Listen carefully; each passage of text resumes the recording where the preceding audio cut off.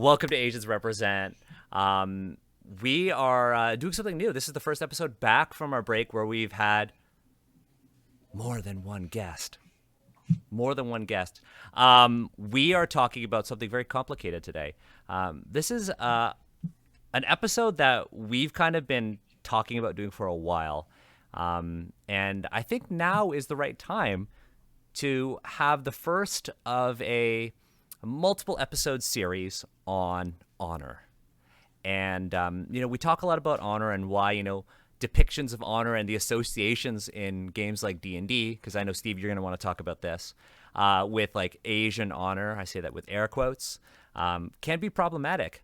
But one thing we haven't done yet, and I think this is something we should probably try to do better on Asians Represent, is when we talk about, honor and Asian cultures, we should talk about them individually. Because, honor is viewed differently in each culture, and each culture has their own sort of unwritten rules and concepts of honor that kind of make them stand out. And so for today's episode, we're going to be talking about the concept of face in Chinese culture. And we have two amazing guests, two folks who I am super happy to have on the show. First of all, our first guest is Eisen from our Discord server, the first ever guest who doesn't have a Twitter handle underneath their webcam, and it's their Discord. Mostly because I have, despite me having a Twitter account, I barely post on it, so following me barely does anything to you. You might as well just get my Discord handle and hit me up if you wanted to talk about, Chinese stuff. And one of the best places to hit up Eisen is on the Asians Represent Discord. Oh, look at that. And then Johnny, Orange Peel Panda, also one of the best Twitter handles of all time. I would say on par with our friend Izza at Evil Clever Dog. Orange Peel Panda, fantastic. I'm also super excited that you're here because you are working on a team of people who are working on a translation of a Usha video game that I so desperately want to play. And I'm really excited that both of you are here with us because this is going to be a complex episode. And I certainly don't have the, linguistic skills, nor do I think between Agatha, Steve, and myself, I think you two provide some lived experience that's different from ours. That can really help us kind of elaborate on that. In terms of news before we get into it, Steve, Agatha, do you have any news? Anything going on? Anything to share? Oh, yeah. I do. I'm still writing for oh shoot. Are you allowed to say this? Yeah, okay. I am. MacGuffin and Co. There we go. I was for a second I was like, what is the name? MacGuffin and Co. They have they had their Kickstarter a while ago where they were coming out with a couple a book that is all filled with mini settings that you can just kind of grab and go and stuff. And I'm writing another it's kind of like an adventure starter / mini adventure for it. And the setting that I'll be writing for is called Startup Culture with all caps for the cult. It's What If Gods, but also gig economy. So it's the whole concept is cool. gods they get their power from belief from people. So then they're you gotta hustle to get the believers and stuff. Anyway, what?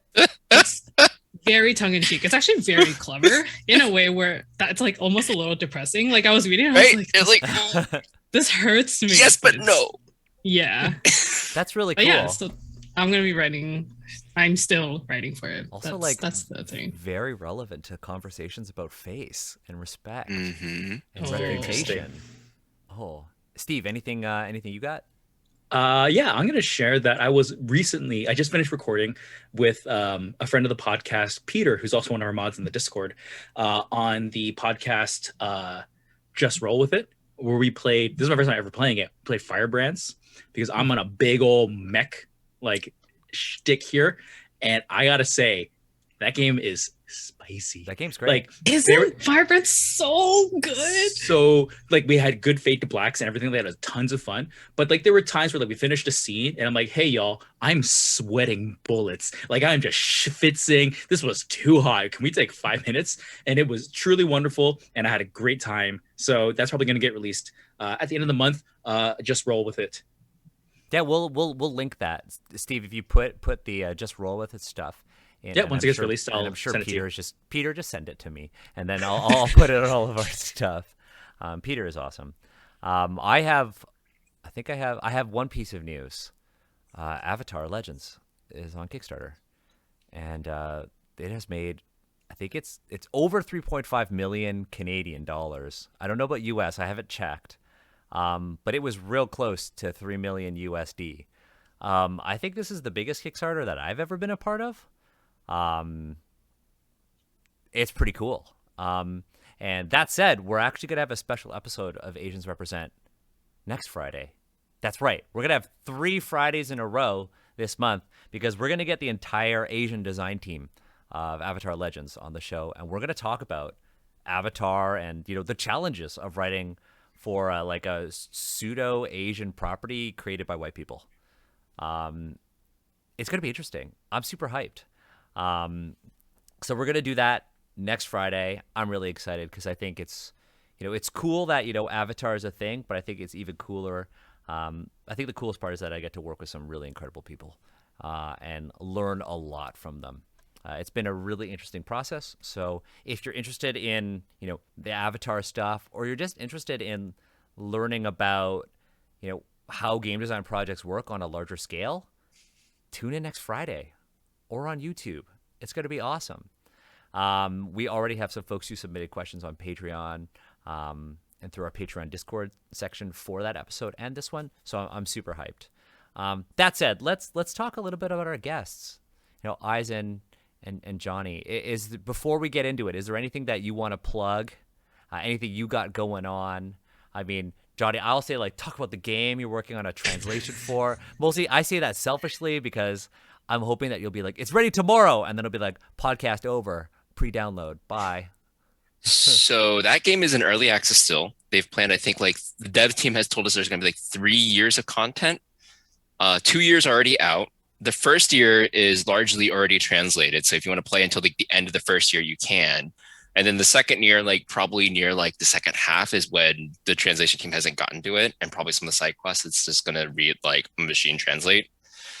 So if you want to get it and just play through just the first year, that's definitely doable. And for the audience, what game is this? It's called Path of Usha. And if you think of it, it's a visual novel style, Persona crossed with Fire Emblem. So the combat is tactic style, but you do it through actions that move through a certain amount of time. So most of the time you're in a school and you're picking what training lessons you want and things like that. And then you make friends and you can gift your friends things, and that can trigger certain events, and you can go hang out with them. And then at a certain level, you can then do level up the relationship, which then sends you on another mini side quest. And the game is designed so that you can't do everyone all at the same time. So you have to do multiple playthroughs. And that's also good because there's also different weapon types and different fighting styles. And you could be I'm going to be a sword user. I'm going to use, I'm going to kick people. I'm going to use a pole arm. And there's a fan too. So if you want to be a fan user, I didn't know that there was English stuff already available. I'm hyped. Yeah, I can drop you the team's Discord link. There's instructions on how to download the mod and everything. It should just be pretty easy. Just drop it in because all we're doing is replacing the text strings. Oh, hell yeah. I'm totally down. Send me that after. And we could put all, if you send me that stuff and we can actually put it in the show notes. So if people are interested in trying Path of Wuxia and they don't speak Chinese or read Chinese, they could play through the first year worth of content. Yeah, it's really fun. So hyped. Eisen, do you have anything that you wanted to share before we get into this? Not really. I just joined this very cool server, this cool channel called Asians Represent for around 12 months. Oh yeah, that's pretty much it. 12 years of Asians Represent. Hey, fingers crossed. It certainly felt like it. You know what? That's a really good point. Yeah. I feel like we've been doing this for a while, and it's really, in terms of the Twitch thing, it's only been like a year and a half, Steve. Year and a half, something like that. I guess, yeah, it would be like March March. 2020. Yeah, almost a year and a half. We're getting to almost a year and a half, and that's wild. But that said, we're here to talk about face and reputation. It's a really complicated thing, and the reason why we kind of decided to finally do it is because when we were reading Caricature, the concept of face came up. And so if you folks are interested, on our Caricature stream, which actually returns tomorrow, but on episode 8 of Caricature, it's called Fantasy, Nationalism, and Honor in Shoulong. That was the episode. You can find it on our YouTube channel. On page 14 of Caricature of the Eastern Realms, the campaign setting, in the honor of the show section, which equates to the honor of Chinese people section of this fantasy setting, it said, "The show are a very honorable race of mankind. They have great pride in their ancestors, their emperor, and their own good names. These they will defend with all their power, for to lose face is to lose everything." And I thought that was really interesting because this was the first time in a TTRPG, like written by like non-Asian people, that I saw like the concept of face being brought up in direct association with honor. And I think this is a really interesting topic to kind of deconstruct because, as Steve brought up when we were planning this episode, honor does appear in 5th edition D&D. And it's specifically said, I guess when we get to the D&D conversation, it's specifically associated with Asian cultures. And, with show being something that's on our mind right now, I think it's worthwhile to talk about the Chinese concept of face. So I know, like, Agatha, Eisen, Johnny, and myself have a lot of experience with, like, face, right? But Steve, you mentioned, like, this is not something you have a lot of experience with. So I'd love to know, like, in planning for this, and of course in your own, like, personal and professional life, have you encountered like face before? Or what are your impressions of it? Yeah, I think for me, even the idea, like the word face, doesn't really resonate anything with how I grew up in like a Vietnamese household, growing up in Canada. Honor, I think, was probably more common to hear, but it was always kind of like in a jokey, like pseudo racist, which makes it racist kind of way. What I would hear more often is just kind of like maybe not the word etiquette, but something like that, as well as just general expectations. So like I would be told to act and like do certain things because that's what you have to do. And I have this hypothesis that as we go through these conversations, some things that I hear from all of your experiences, I'll be able to like, oh yeah, I remember that. And I was told growing up that you just have to do that. So there will definitely be certain things like that. There are also, preparing for this episode, things in my family that have happened where we have, without going into too many details, people have done things that were clearly unacceptable, and the way my family reacted to it, which I actually completely disagree with from a personal standpoint, but the way my family in general gathered around this idea that X happened, therefore we do Y, I feel like there are going to be some stories that will resonate there. And I'm very curious to see what words you use to kind of navigate that, because I have never had words to navigate it. It has always been like feelings and like looks, but never like spoken about. So this is great for me. Yeah, I mean, up until recently, I didn't know the words associated with these things until I was doing research for a TTRPG project. So for those who are, are watching us or listening, or, watching on YouTube, you might know the phrase losing face. I said it earlier when we were talking about Caricature, and I was doing some research about, Chinese face and what that means. And I didn't know that losing face was a phrase that was introduced to the West from China.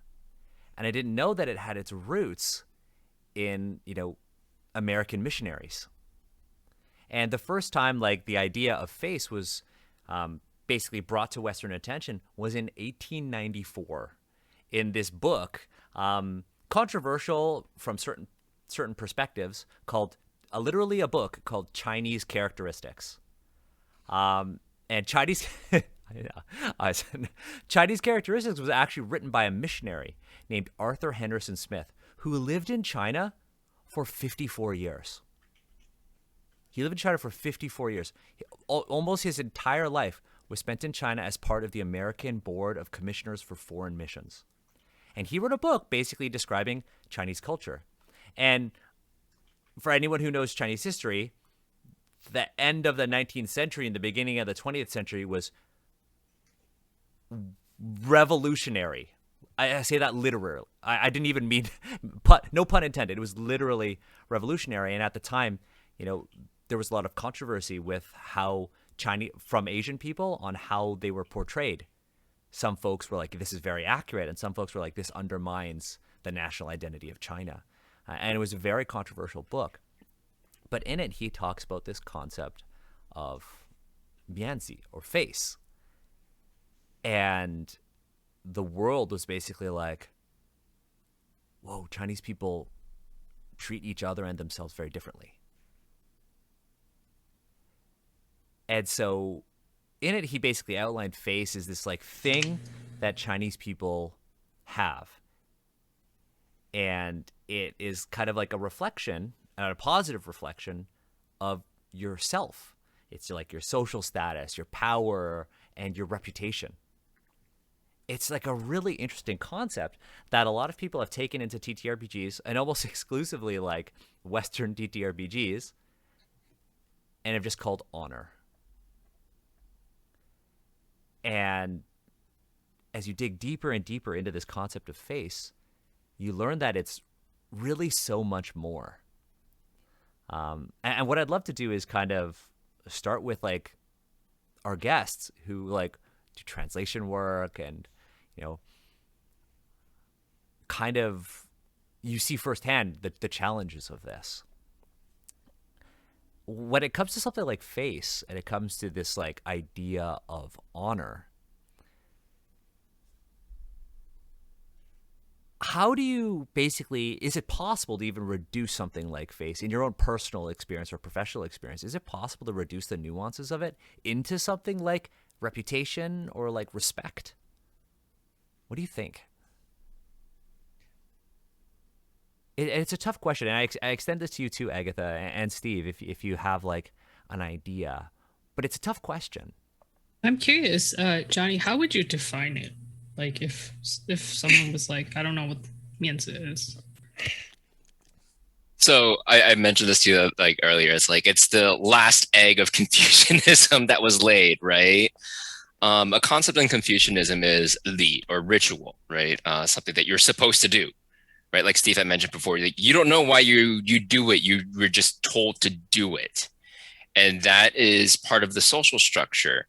And I think face is attached to these social rituals that we do. Because if you don't do it, you kind of lose face in a sense, right? Like if you don't have that mannerism, it looks bad upon you. And I guess one way I was thinking about this is one way that face actually kind of works is like a social soft currency. Because if you think about the language that rotates around face, it's buy, sell, give, right? In Chinese, we have 买面子, 卖面子, right? I'll sell you this face. Like, all right, in a lot of like Usha dramas, there'll be like an argument. And then in order to avoid a fight, someone will say, all right, I'll buy your face, right? I'll give you this face and then we'll leave. That kind of deal. So it's kind of this like social currency that doesn't actually get exchanged, but it's a form of like a soft power, if I can use that phrase. Does that make sense? Yeah, absolutely. Yeah, when I was first asked this question by Daniel, how do you explain face?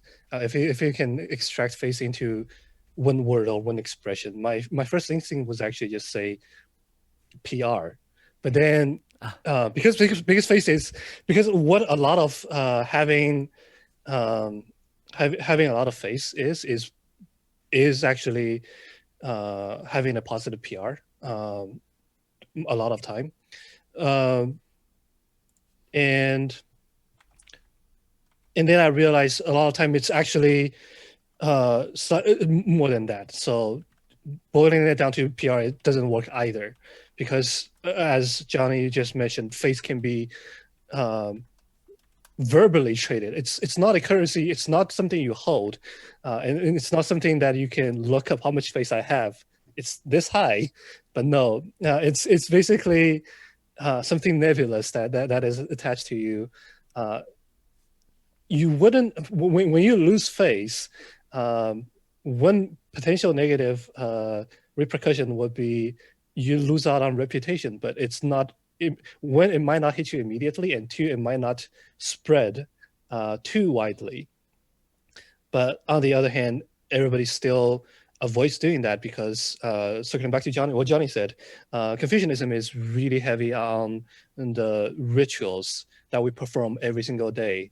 And not giving someone face or losing face in general can be considered a consequence of breaking the rituals you're supposed to go through. Yeah. Would you say that, I mean, it's interesting because when, the majority of our audience is like North America and Europe, where, society there is very different from like the collectivist society in like China. Do you think that like China's like social structure in and of itself has a big impact on how face is even like generated?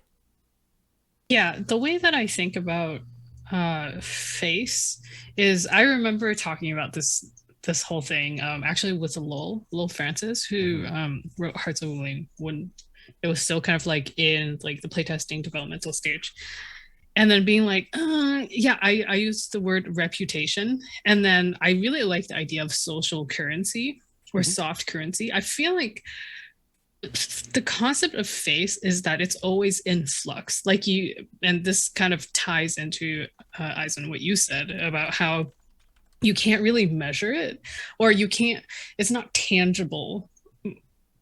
Yeah, It's not like you have a score.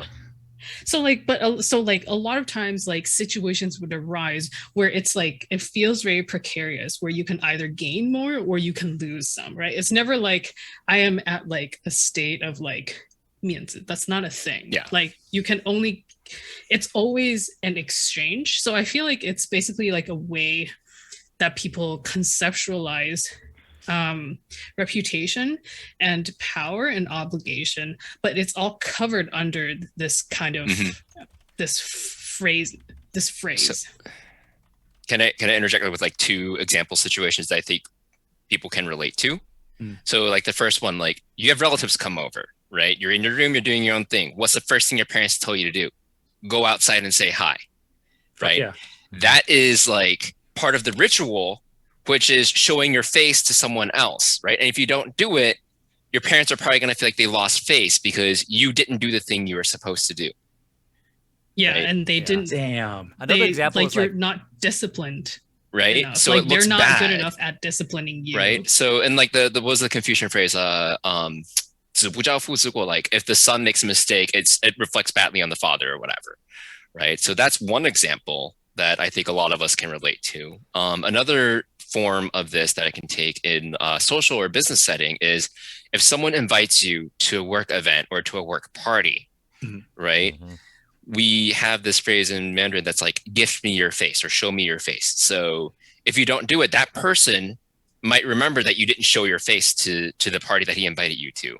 And that might have an effect, like Eisen said, a little bit later down the road, that he might, like the person who invited you might not be happy with it and do something else later. But like you have to show your face if someone like higher up or someone, like it's just like what you're supposed to do, I guess. a big example in my family was like, oh, tell them about how well you did in school. Oh my God. So I think everybody just like, oh, right in the heart. But that's a big one. Yeah, I think, and also like the whole thing about like selling someone mianzi or like giving someone mianzi is like it's not that how do you So sorry Is it more a? It's not it's not really an exchange. If I Yeah. give you Mianzi, I'm not losing mine. Yes. It's So just you're gaining. it It's might that be it's that worth. I'm showing you respect Mhm. is how I would directly translate that sort of experience. It's that I'm showing you that like that that I there is enough respect for you that I am showing up Mhm. to this event.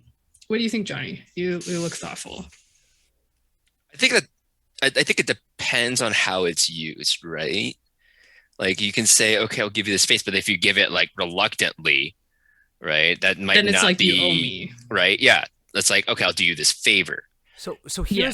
here's where I might interject and provide some more context to the audience.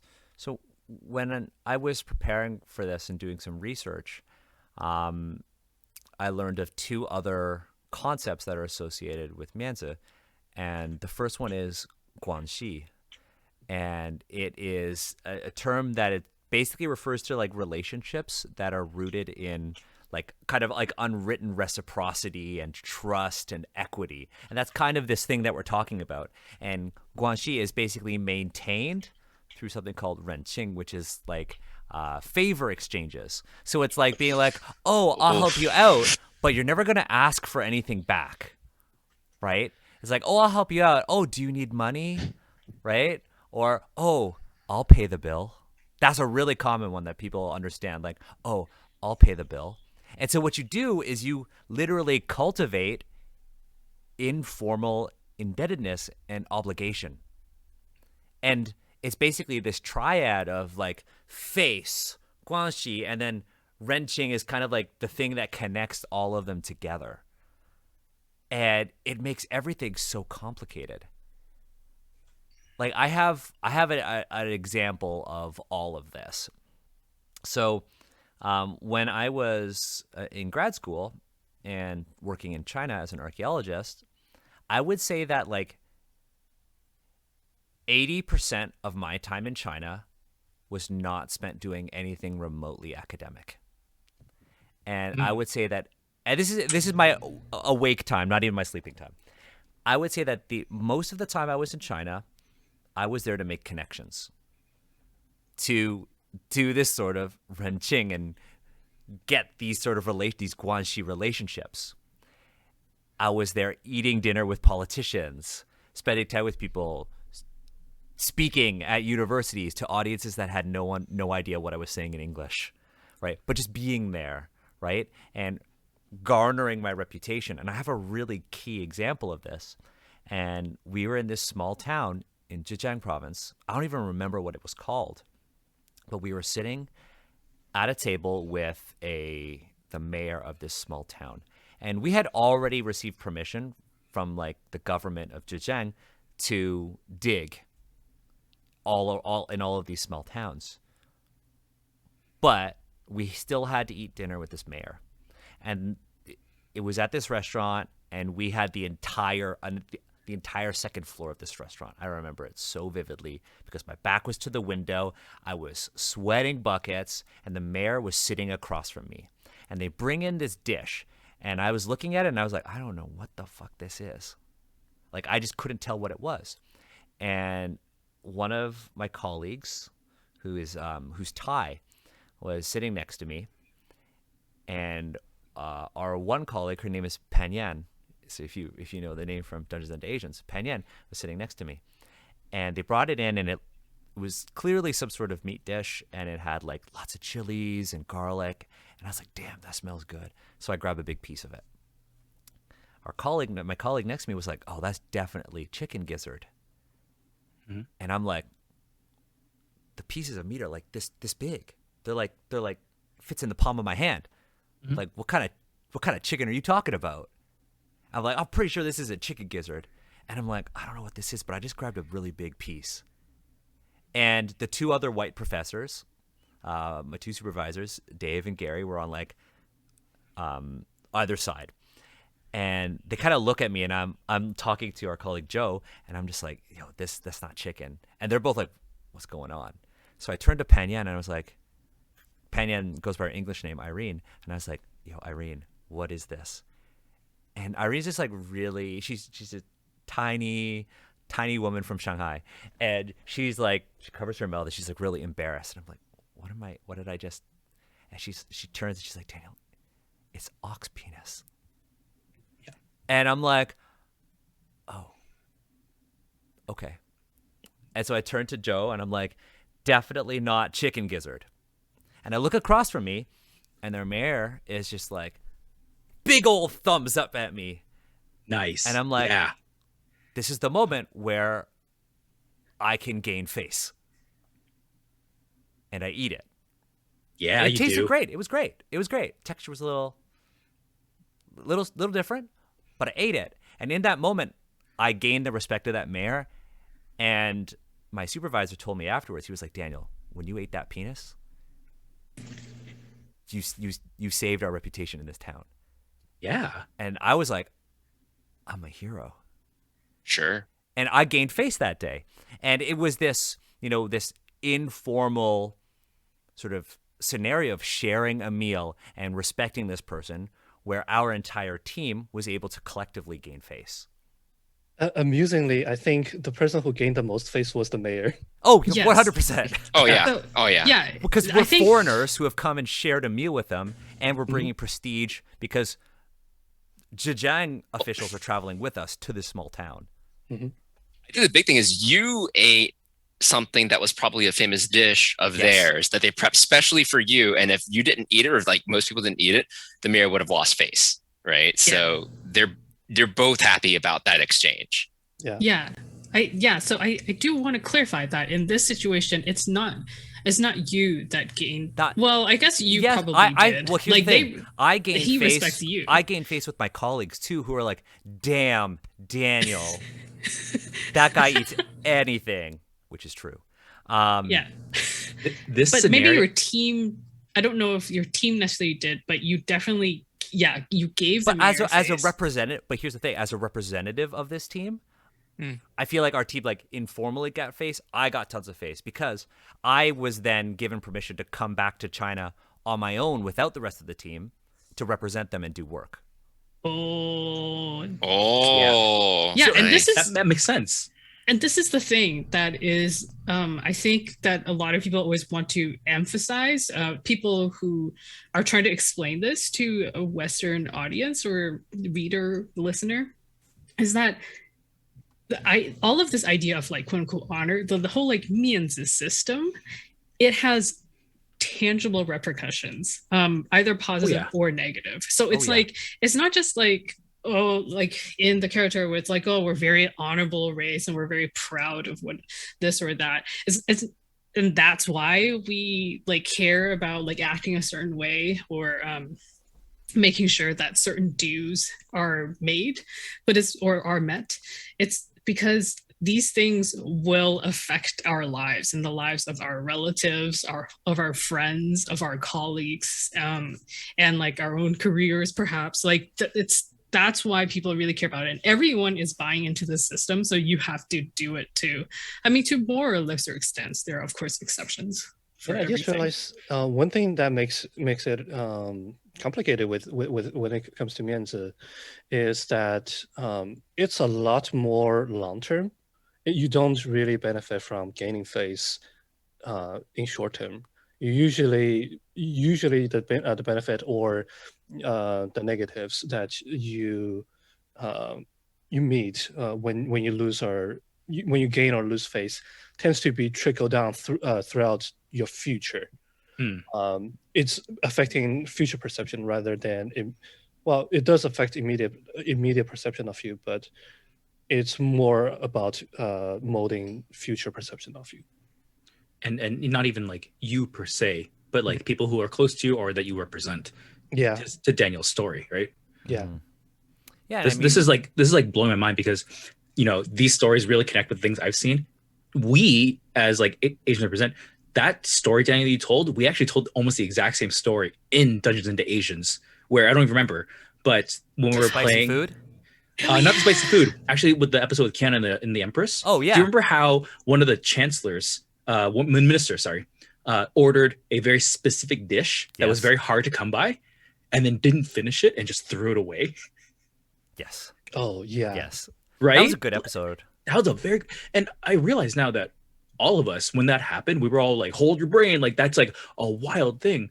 But some people might not realize just like the impact that would have, that you order something special and then just like, you know what, I'm not gonna It's a finish flex. this. Goodbye. It's a flex. Here's the thing. Here's an interesting thing with face, and I did some when I was doing my more research, and like I'd love to like Agatha, like Eisen and Johnny. I'd love to hear your take on this, because I don't even know if my idea of it is 100% correct. One of the things is like talking about being perceived seriously. Like, what about like self-deprecating humor? Because people who we kind of like idolize in the West, like Hollywood stars, and you look at people and they're like, oh, they're so humble, they're like self-deprecating and all that, right? And you're like, oh, I respect them even more because they're confident in themselves. Does that work in the case of Mianzi? And I don't actually know the answer. And I'm not saying this as like I know the answer. I'm genuinely like curious. Like, is there an unwritten rule about this? Because all of my lived experience with this, self-deprecation has never resulted in face gain. And I don't know if that's like an actual unwritten rule, or that's just a pattern in my own life. I think it's less of so for the Chinese culture. I think it's less of a self-deprecation. Self-deprecation. It's not to sell yourself too. What's the opposite of selling yourself short?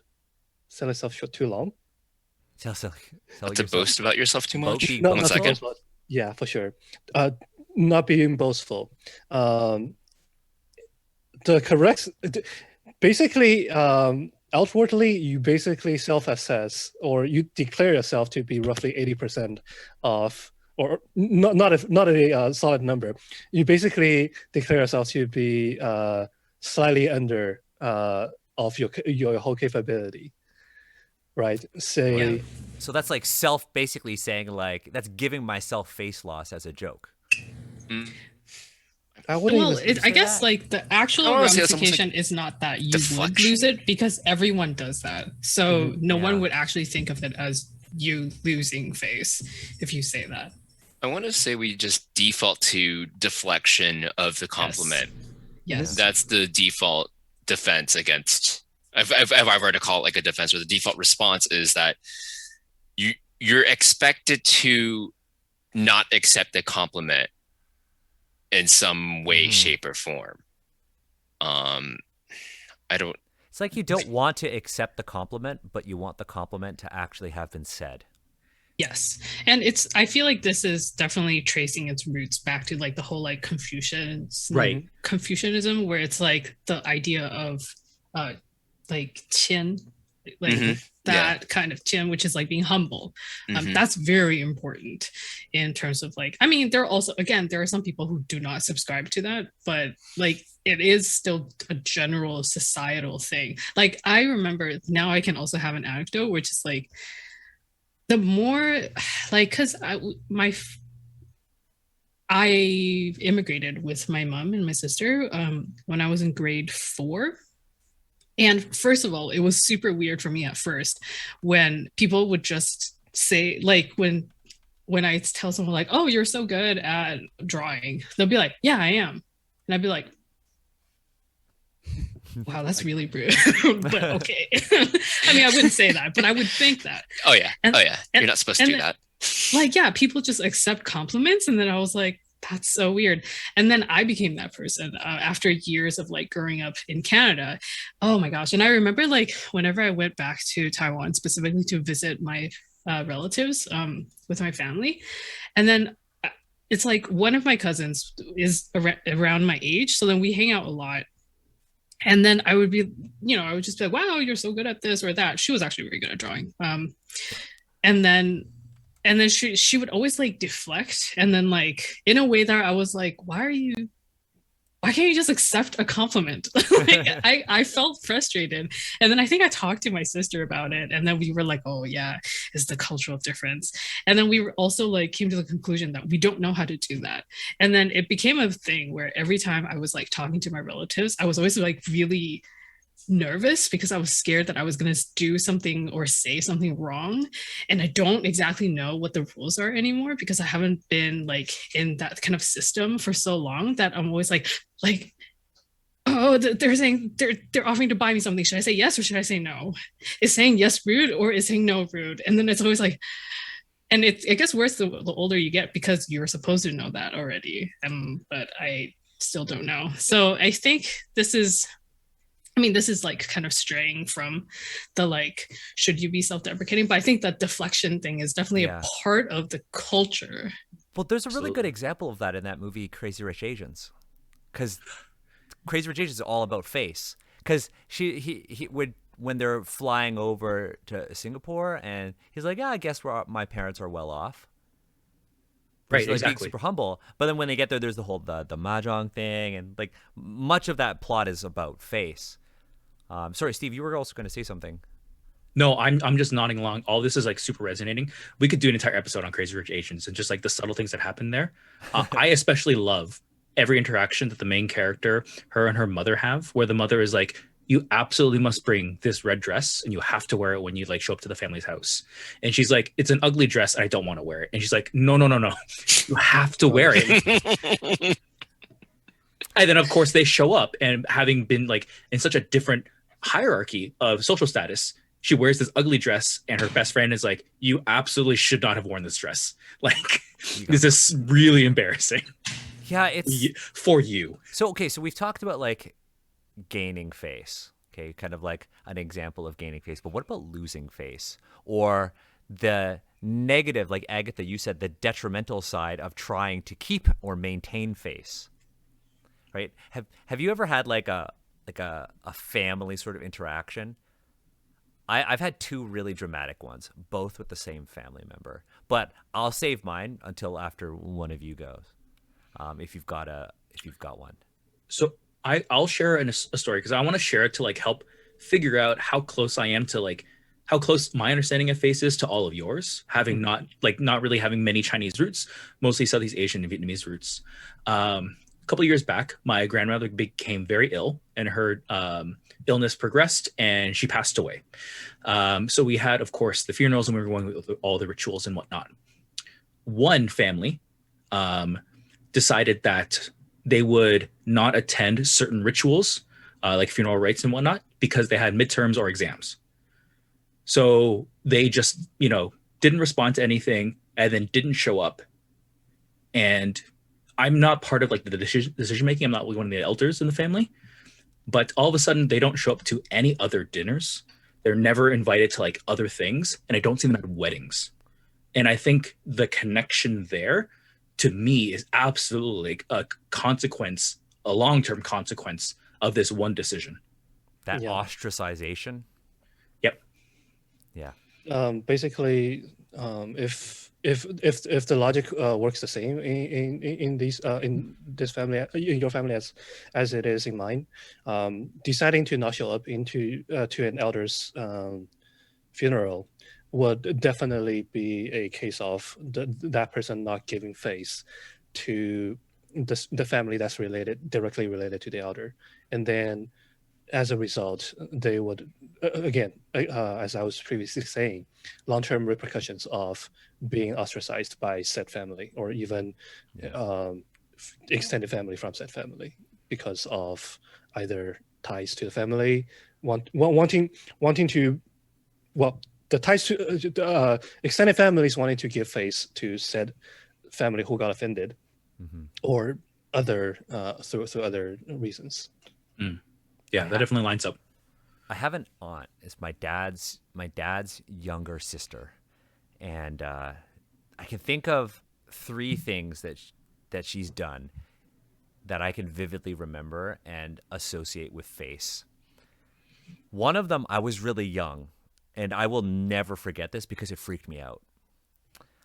We were at my grandparents' house eating dinner. It was, my family, her and her husband, and then my uncle and his wife, and then my dad's parents. We were all eating dinner, and we were eating like a steamed fish, like the classic, right? And she starts choking on a bone. And we're like, and I'm young, I'm like 10 years old. And everybody's like, oh my God, she's choking. Like, we're going to help her. And she's like, no, no, no. And she takes veggies with her chopsticks and starts eating the veggies to try to push the bones down because she didn't want anybody to help her when she was choking. And she ran to the bathroom to choke in private. She was okay afterwards, but I have a very, very vivid memory of that and being like, why didn't she ask for help? And this is the youngest of my dad's sibling. The same family member, she also, her husband, my uncle, had brain cancer 2 years ago. And she didn't tell anybody in the family for a year. And we were like, why didn't you ask for help? And it's again this like idea of not wanting to ask for help and to not be obligated, to not have this sort of obligation now that you would owe things to, right? And this idea of feeling strong and being independent. And with that family member is the strongest example of face I have ever seen in another person, or somebody trying to maintain face in a Chinese person that was born and raised in Canada.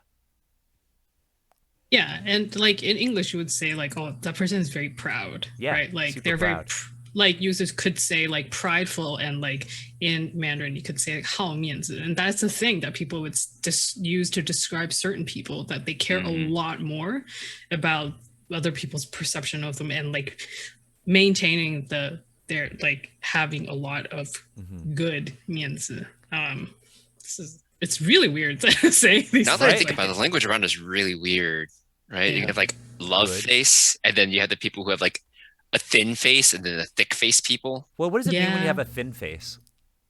It means Like you I have a get thin like face physically, but what does it mean to have a thin Mianzi? I guess like you would be like embarrassed easily or something like I would that. even actually. Is it like thick and thin skinned? Very close. It's very close. I think. But I would say a person who is considered to have thin face might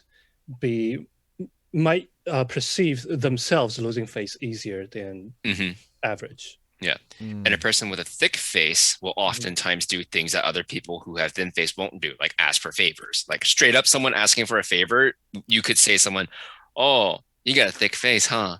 Yeah. Right. Or like some people will like, I'm not going to like thick my face up to go ask for this thing. Like that's the best way I could describe that translation. It's like, I'm not going to thicken my face to go ask for this. Yeah. Oh, Yeah. whoa. I Yep. think Steve and I are both just like, whoa. Yeah, no, absolutely. Because I live in a situation where most of my business, I mean, a day job, is with Western business people. So I get a lot of clout. I get a lot of face. I get a lot of like points, whatever you want to call it. When I'm overreaching, because I'm mass presenting. When I have this like idea of overreaching, it's a sign that other people like might tune into. But that kind of overreaching absolutely could be against my favor depending on the cultural context. I absolutely see that.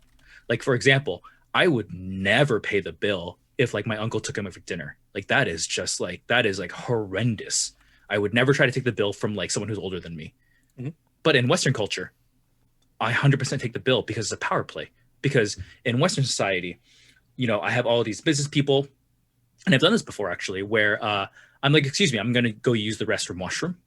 And then I use it as an opportunity to go and pay the bill. You go pay the bill. A lot of people do that. Yep. Yeah. Oh my gosh, every single auntie, including my mom, have mastered that. Like anytime when it's near the end of the meal and people start excusing themselves to go to the washroom. But then the drama of everybody excusing themselves, and then they're all there trying to pay at the same time. Exactly. Yeah.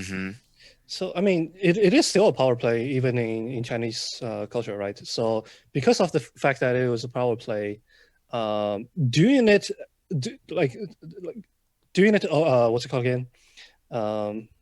In the open, directly standing up, going towards the cashier and paying for the bill would be kind of a breach of etiquette. So, to give everyone face, probably that's what informed Steve to make the excuse of going to the restroom. Because the act of making the excuse of going to the restroom and then paying the bill on the way back was giving everyone else on the table face. Yeah, I feel like sometimes as the younger person, I should pay for the, it depends on the situation, I think. Like I feel like if it's like someone's like if it's someone's birthday or something, then it would be very good for me to pay for it. And of course I have to do it on the down low. Yeah, but to make a show of it is definitely bad form. So what about this example then? What about you go out with your parents for dinner and you're like, I want to pay for dinner for my parents. My parents like, oh, you know what? We want to pay. Let us do this, right? You know, but it's always like, no, but I want to pay because I want to take care of you. And I want to do something that you did for me growing up. And I think what's interesting about this is that not just that example, but everything that we've said so far is that you could do this to help other people gain face in addition to you gaining even more face. Yes. And that's the excusing yourself politely, right? To be like, I'm going to sneak away, but I'm not being like a cheat.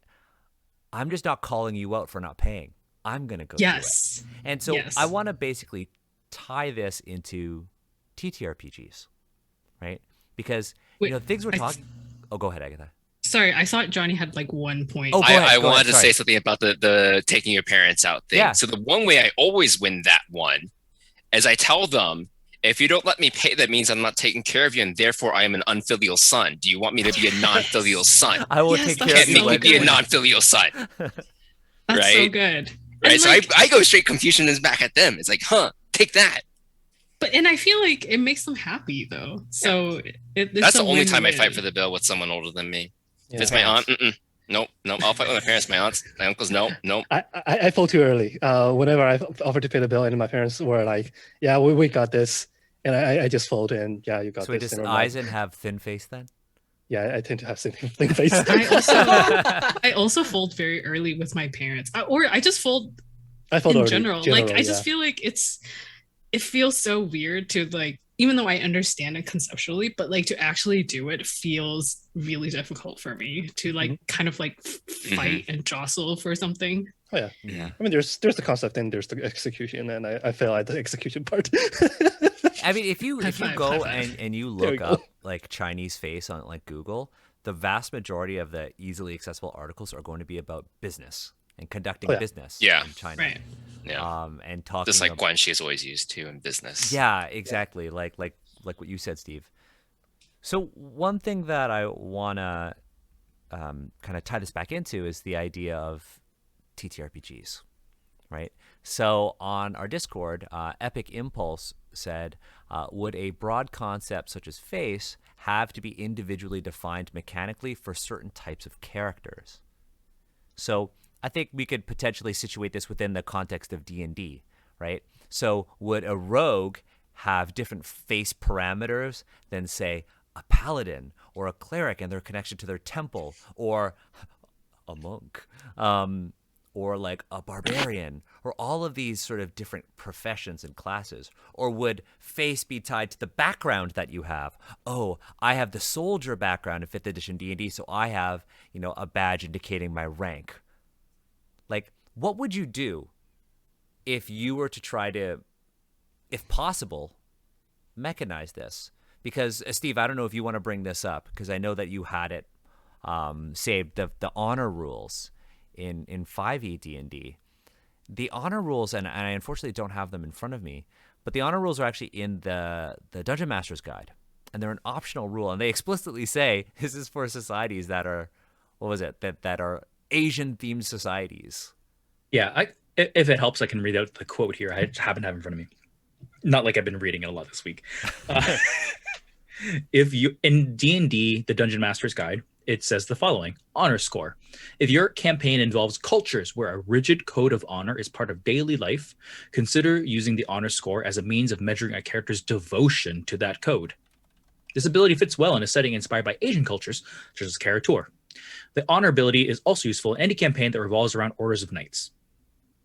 One last paragraph. Honor measures not only a character's devotion to a code, which contradicts the first paragraph anyways, but also the character's understanding of it. The honor score can also reflect how others perceive a character's honor. A character with a high honor usually has a reputation that others know about, especially those who have high honor scores themselves. And then it goes into, it is a number like strength or dexterity that can increase by segments of 1. So humanly possible, you can only ever have 20 honor. That is the maximum a human being could possibly have. And then it can just go lower than that, with the average honor then, of course, being around 10. That zero to the plus you 5. Die. Yeah. You die. You die at 0 honor. Yeah, you die at 0. That's the interesting thing that they said about Karator, because they're like, well, we clearly learned that Karator is not just China. Karator is there's multiple Chinese countries there. There is Shoulong and Tulung. There's Wa, Kozakura, which are Japan. There's Bawa, which is like Indonesia. And then of course the Al-Qadim as well, because they talk about honor and Al-Qadim. And it's so interesting that they're like, yeah, these really complex things explicitly face, because they say that in relation to Shoulong in Karator, that's honor. So I have some thoughts about how you can implement the idea of Mianzi, or like this kind of these kind of like social relationships / power negotiations. And actually, this is I got this from listening to the most recent episode of Plus One Forward, which is a podcast that just talks about Power by the Apocalypse games, where it's talking. This episode is talking about Avatar Legends, and like there's a move in there called calling someone out, where you and obviously Daryl, correct me if I got this wrong anyway, but basically you like everyone has like a belief or something, and that there's like a score question mark? You have every character has something called balance. Is that what you're talking about? There we go. Yeah. So it's interesting because it's not actually something that you pick. Each playbook has basically balances like dramatic pulls. You know how we talked about dramatic pulls in Dungeons and Asians? Yeah. Balance, basically, you are torn between these two kind of opposing things, and you kind of shift your balance between them. Mechanically, it works very much like your stats do in Masks, except you have your standard stats in a Powered by the Apocalypse game, plus a balance score that you're constantly shifting using social moves and sort of like combat moves.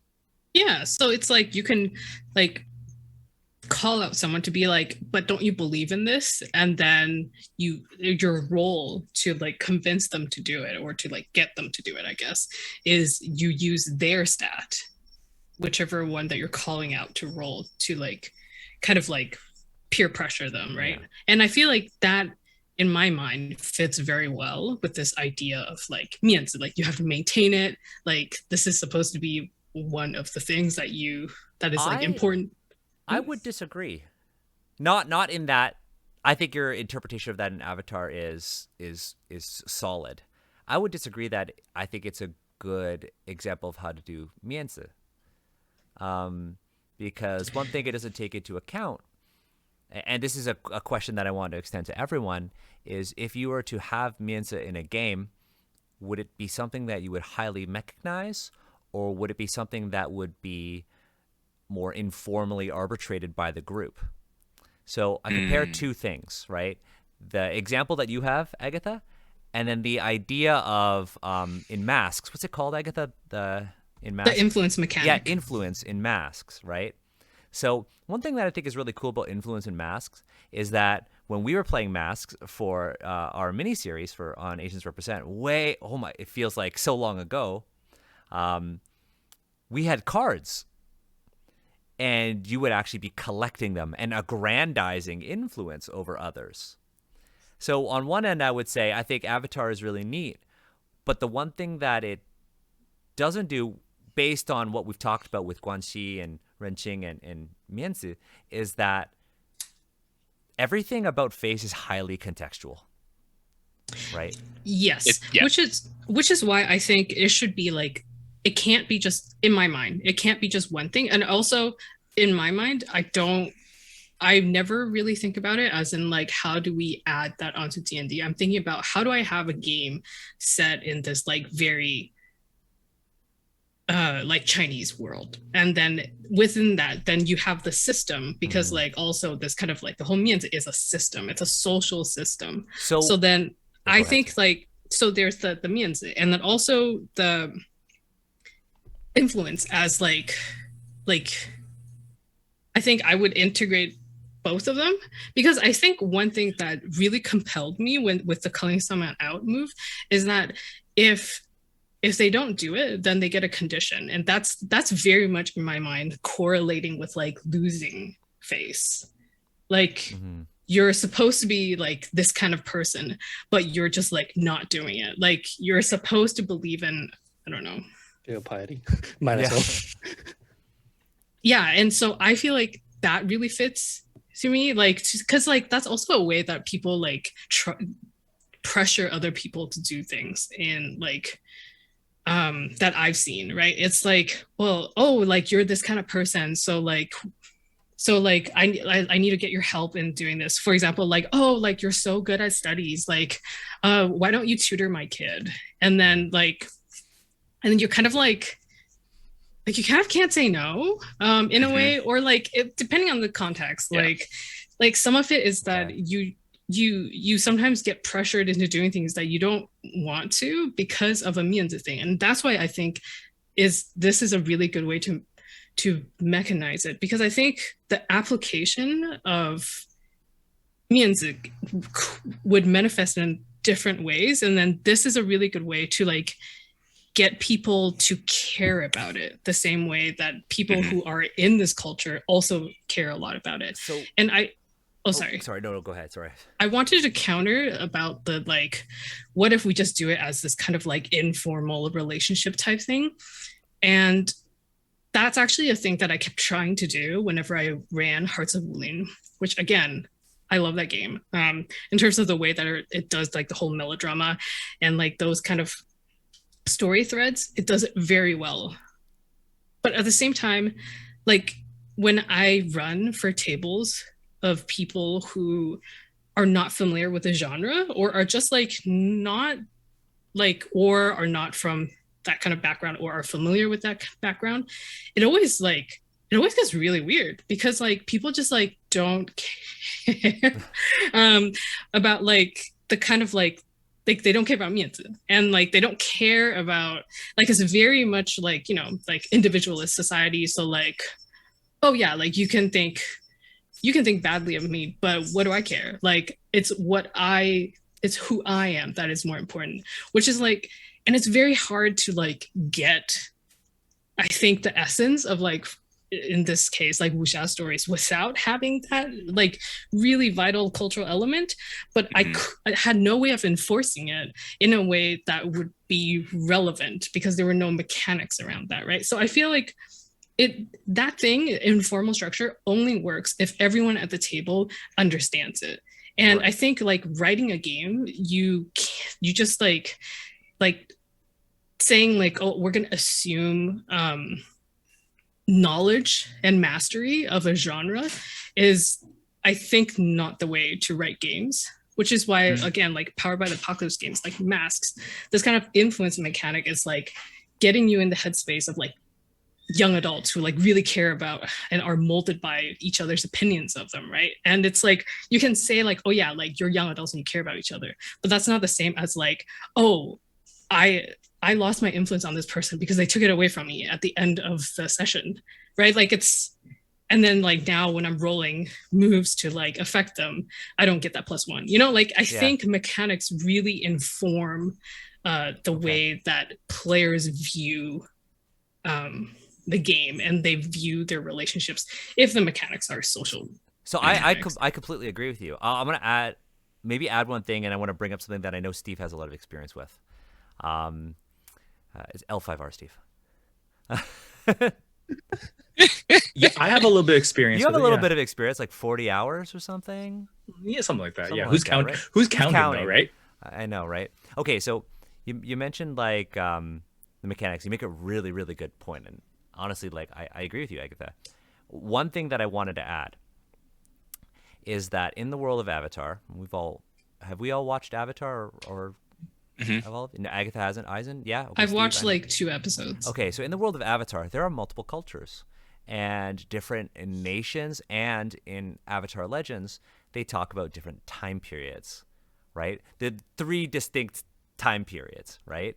One is more of the sort of the Industrial Revolution, and another is like, you know, the Aang era, and then the Roku era, the Kyoshi era. Sorry, I should say, and I think they do Roku's era as well. But the interesting thing there is that all of the different nations, and there are different cultures in Avatar as well. So while there's a really cool mechanic in play there, not every single culture in the world of Avatar deals with social relationships or is portrayed in navigating social relationships the same way. Whereas like the Fire Nation in the Last Airbender is portrayed as like Imperial China, right? So face is very much a part of what, you know, those storylines. But like Aang and the like all of the airbenders and the waterbenders, or like the Earth Nation, which is close to China as well, they're all kind of different. And Agatha, you mentioned something about like, you know, I wouldn't want to add face to D&D because you would run into the same problems that you kind of mentioned with Hearts of Wulin in playing with people who don't know the tropes. And it's that if you add face to D&D, you don't have a world in place that reinforces the social rules of face.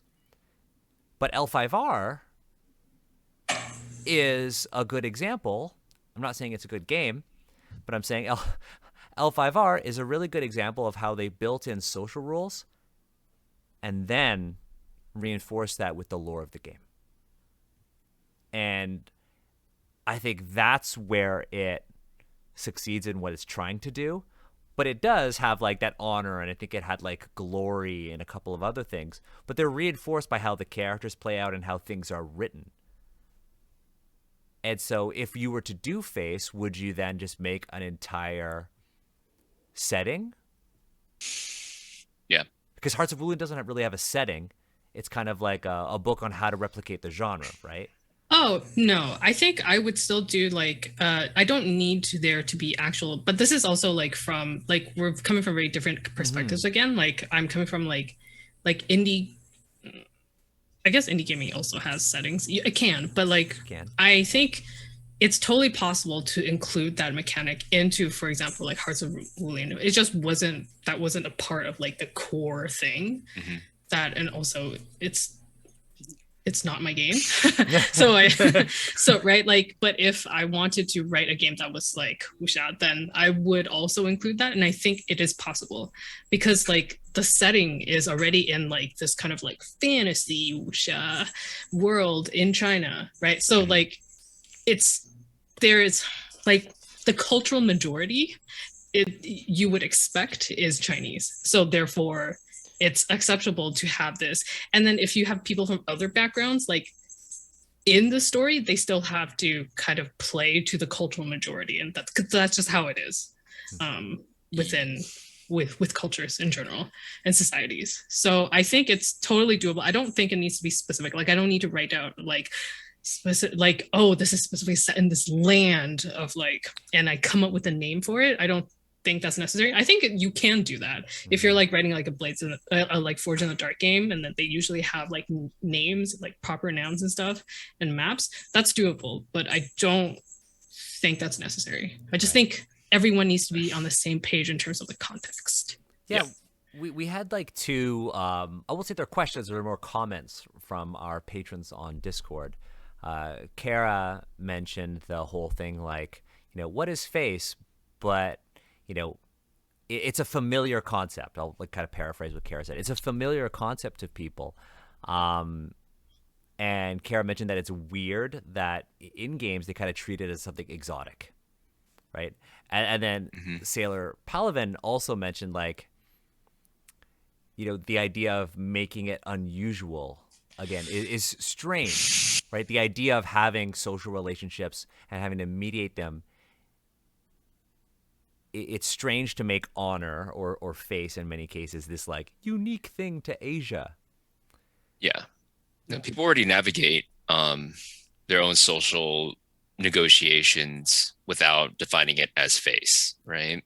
Yeah. I think if you really wanted to mechanize it, you would just need some sort of like microcosmic world building. It doesn't even need to be that complicated. You don't need to build a whole world around it. You just be like, oh, well, these organizations have ties. And therefore, when you're in this social interaction, one person may or may not be more willing to negotiate or be more willing to like give way to your demands because of your, like you said, like because of your background, right? Like if you're a soldier, then maybe in this instance that they're going to, defer to you because you have that badge or insignia that shows that, you're a member of this organization. Yeah. And then, oh, sorry. go ahead. I'll go. To go back to my answer to Epic's question, I don't think you can do it for a certain type of character. To me, I honestly feel like face is tied to the individual person and their upbringing. At the best, you tie them to the background. Backgrounds, Don't tie them to don't tie them to the type of character, aka don't tie them to the class. Yeah. On the other hand, I think I was contemplating on how if it is possible to mechanize face. I was thinking in more of a Forged in the Dark because I like that system a little bit more. But in Forged in the Dark, when you wrote an action, there you have to set up two things. The effect is basically if you succeed, how well do you succeed, and then there's the risk. The position. Are you in a risky position? Are you in a not perilous? I forgot the actual term. But if you're in a worse position than risky, or are you absolutely in a controlled position? So I was thinking there can potentially be a playbook move called sell me some face. Basically saying that asking an NPC or asking the target to sell some face to do a favor. And then the GM and the player can start negotiating how much the current situation, say I would try to stop two people from fighting and then telling those two to sell me some face. And the GM can probably set up this, and I as the player can negotiate with the GM to establish how, one, if the role succeeds, how well does it succeed? Do the two people immediately say, okay, cool, I'm going to sell you your face. It's not worth it anyway.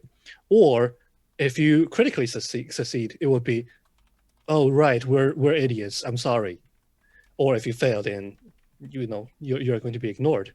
And then the position wise, the asking people to sell you some face also has its own risks. So if you're in a control position, then nothing of matter will be harmed. But if you're in a perilous position, I need to remember what the term was in the book. But if you're in a perilous position, then even asking the two to sell you some face loses you face already. But that's not a numerical value that is tied to your player character. It's just the situation makes it perilous for your character. Yeah. Oh, go ahead. I agree with the background thing, because you don't even need, and I think the interesting thing is you don't even need to be in a specific background to benefit from someone's like face, I guess. You could just be with them. So I want to like tie this into that one thing that someone asked about Word of Honor, because in Word of Honor, there's actually a pretty good example about this. Ye Bai, there's going to be minor spoilers here, right? So Ye Bai is a character in there. Hold up. I'm not done the series. Just wait. Okay, so when you're done. So Ye Bai is a very well-respected character. He knows one of the other characters, Zhou Zisu, and he has said he is going to go kill the other character, Wen Kexing, right? But Ye Bai never actually does it because he's giving Zhou Zisu mianzi, because Zhou Zisu reasons, magical reasons. No, not spoiling that, but one character doesn't kill another character because of someone in between them. Am I good? I think you're good now. Okay, I'm good. Okay, cool. Yeah, you're good. So that I think is like another way how this mechanic can play in to other players who aren't really buying into it. They'll see it's like, oh wait, that person they get this benefit or this thing happens with this. I was like, oh, that's cool. This is like I like this a lot. And I'm just like, now that we're talking about Forged in the Dark games, I'm just thinking about, instead of the stress mechanic, it's mianzi. So then like, but instead of it like you filling it up, it's filled at the beginning and then you keep losing it. I actually do not like having a numeric value to I understand that, but I think what is really good is if you reach, the thing is with that kind of like the bar thing, there are ways to like move that around that is like, that I feel like you can mechanize.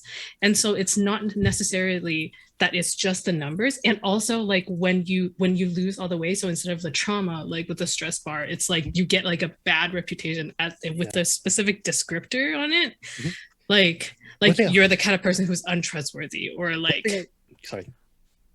Okay. One thing I was brainstorming was that the men's move, sell me some face move.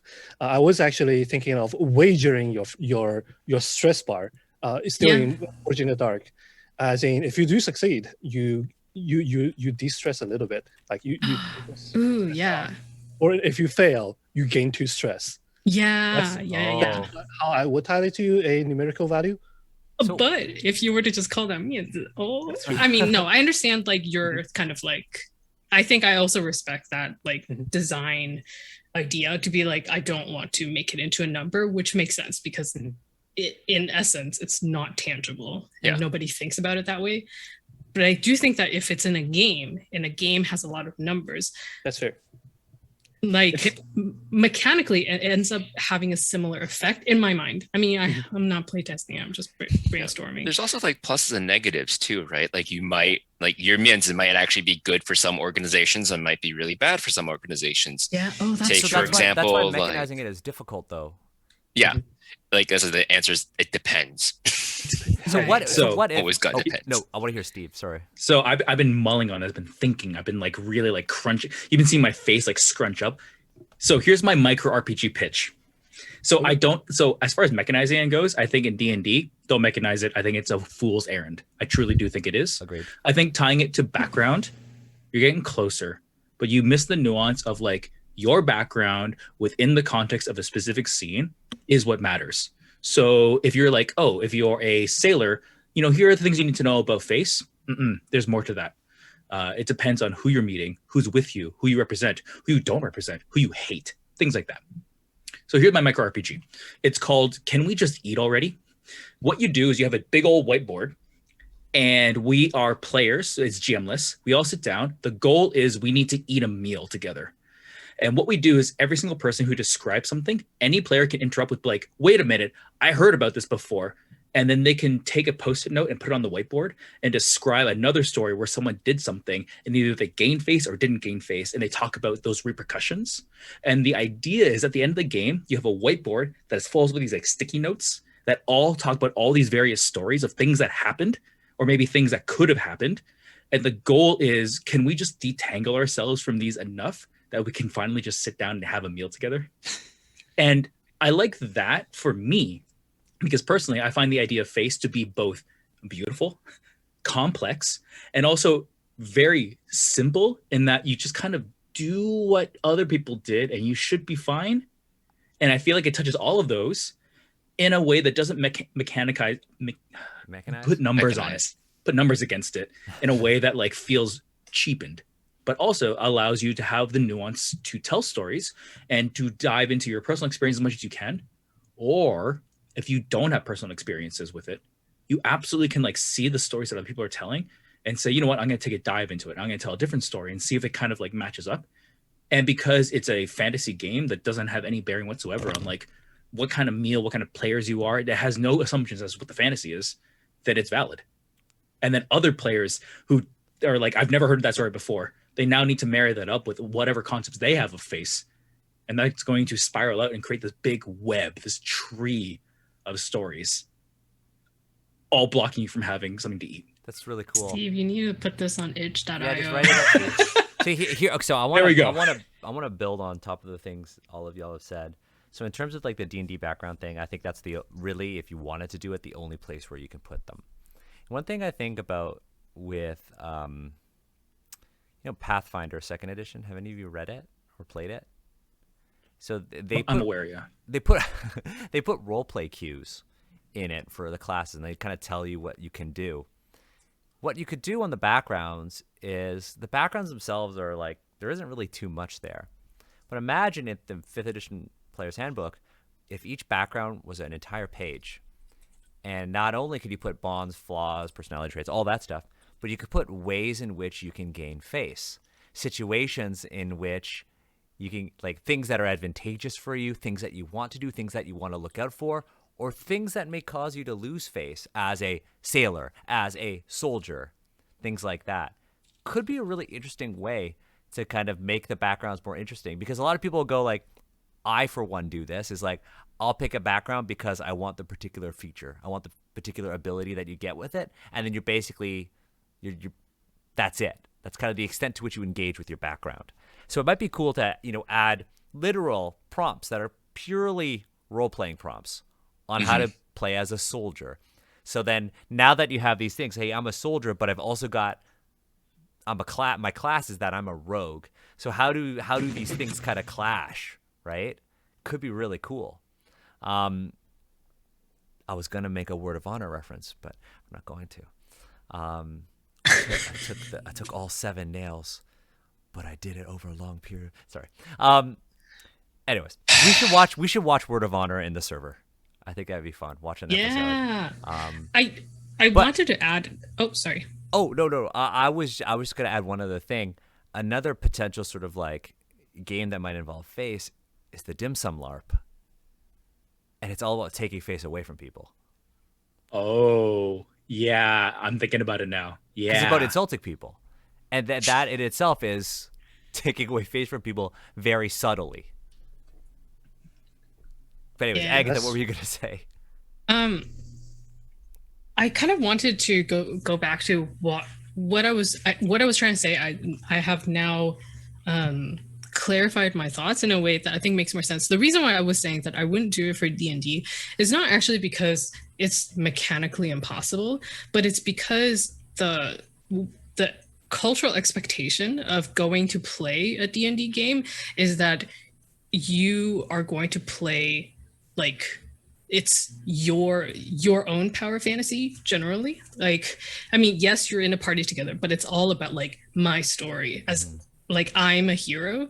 And so that's the thing that is kind of hard to like have, like, you either everyone buys into the whole social structure or no one does, because it doesn't work in terms of like the power negotiation unless other people are also negotiating for the same power, right? Because so it's like if one person has like that kind of a background, and then maybe they're from character, I don't know, and someone else is not, then it's just like they're like going really hard, like role playing this and like trying to like hold on to their means, and someone else is just like, yeah, like I don't care, I'm going into this town and like slaughtering everyone. I'm not saying that everyone plays D&D like that. I know that most people don't. I know that a lot of people don't. And then that is like, that's just like that's like it means that the other person's mechanics, whatever it is that they were trying to do, has no meaning. because it has no like actual mechanical repercussions. But I do think that if it was a setting written for D&D where like Daniel, what you said about the whole like backgrounds, like and also, I mean, Eisen, what you said, but like, and then you match it up and stuff like that, and everyone has something different, but everyone is still coming from the same context because you're playing in the same setting, then I think it could work. So everyone has to be on board in the way in which relationships are navigated. Is basically. But the way But that then you get everybody is people on navigating board those is things. through mechanics. Yeah. Yep. True. I think what we're trying to say is that this is a really complicated thing, and to circle back, to circle back to what we were saying earlier is like, can you reduce these things into a generic rule for Asian honor? And I think the answer is no. Yeah. No, way too complicated. It's nuanced. It's or at least I think in a way where everybody's like, all Asian people approach honor the same way. I think we could say that. If I can, I think in chat a lot of people try to connect the idea of like face with Southern hospitality, and I would posit you also cannot mechanize Southern hospitality in D&D either. I think it's too complex. Yeah.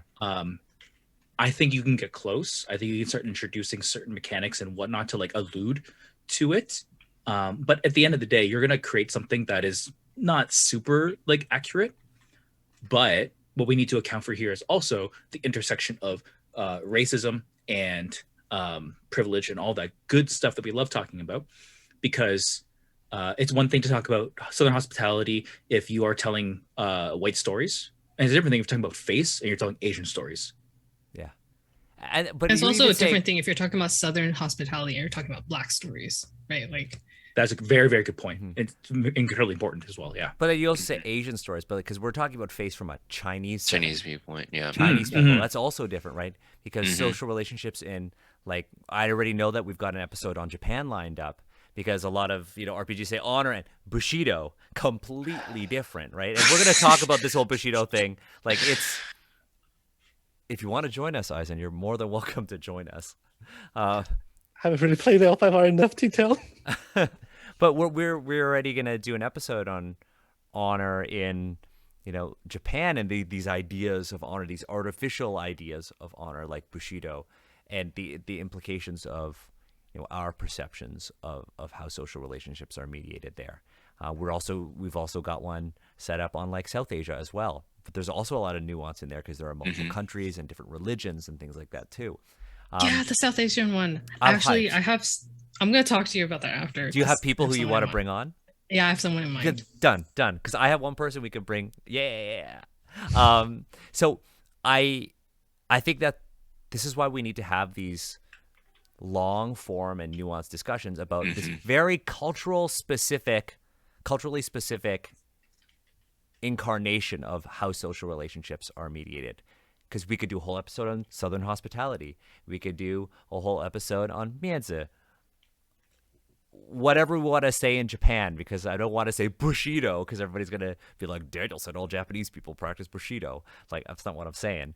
But that's what many games imply, right? That's what many games like L5R imply. Because in L5R, they're like, Bushido is religion. And that's a whole other conversation to have, right?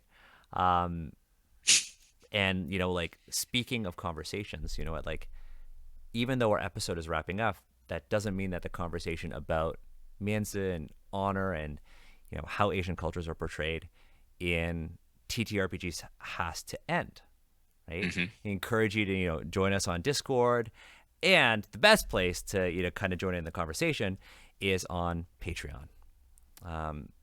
Join us on Patreon because we this is how you kind of help us shape future content for Asians Represent. Do you want our next episode's already set because it's going to be about Avatar, but do you want the episode after that to be about Bushido and this idea of honor in like Japan? Do you want our next episode to have Agatha's mysterious potential guest to talk about South Asia? Is our next episode going to be about Usha? Because I would love to talk about that. I can go all day about that. okay, I mean, okay, Okay. Well, okay. We might have one of Steve, Agatha, and I. One of us might have to bow out. I might bow out to let Agatha lead this one because Yilin is going to come back on Asians Represent. We're already talking, and Yilin is actually asking two people who are also martial artists to weigh in on wuxia. So, Yo, but Daniel, I feel like you're getting really into it now. So maybe but here's I the thing. should. Maybe I selfishly don't want to participate in that episode because I just want to take notes. Fair.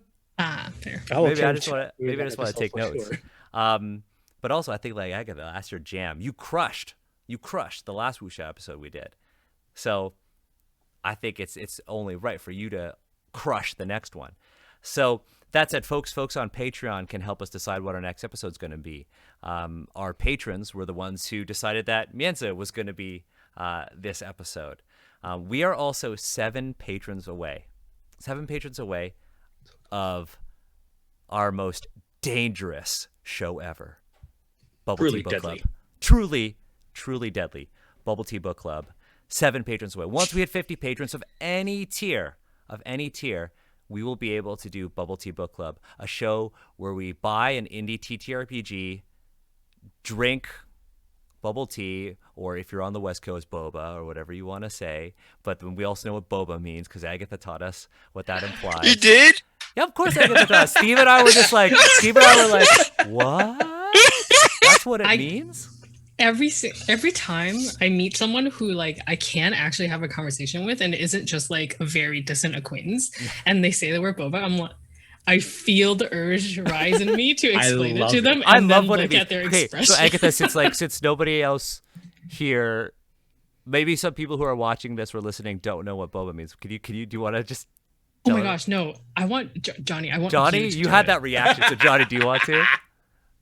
Boba is basically big titties.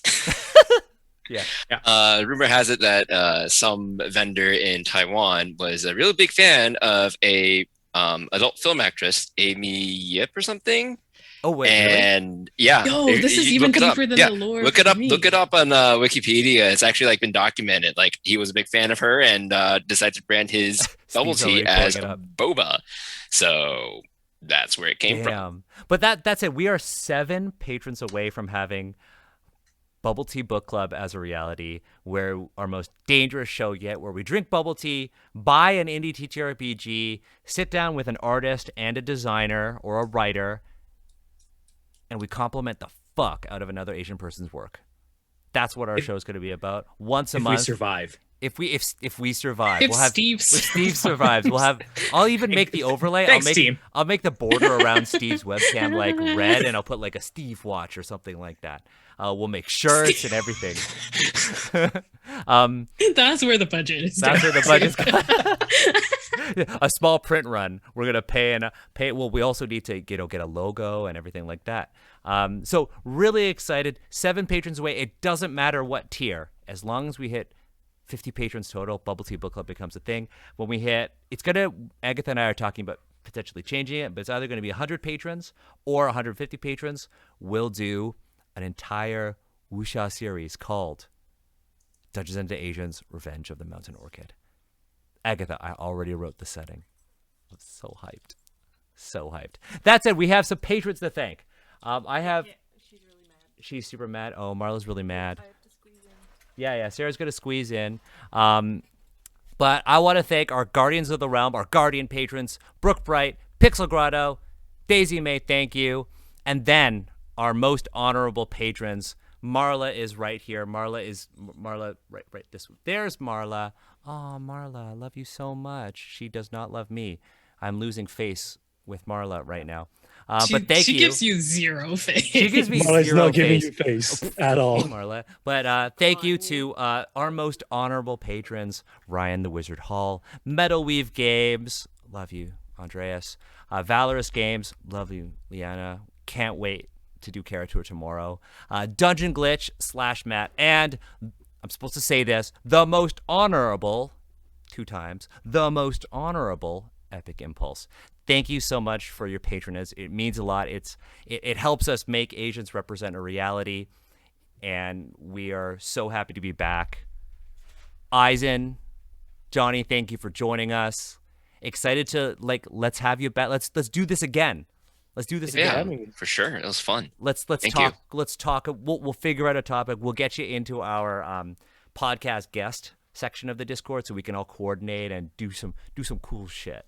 Thank you for joining us. Really cool. Stick around, everyone, because we are going to raid another channel. Really glad that we started doing that and we've made this a regular thing. Let's keep it up. So stick around. Steve's already picked someone. I'm excited to see what that is. We'll see y'all next time on Asians Represent. Bye, everyone.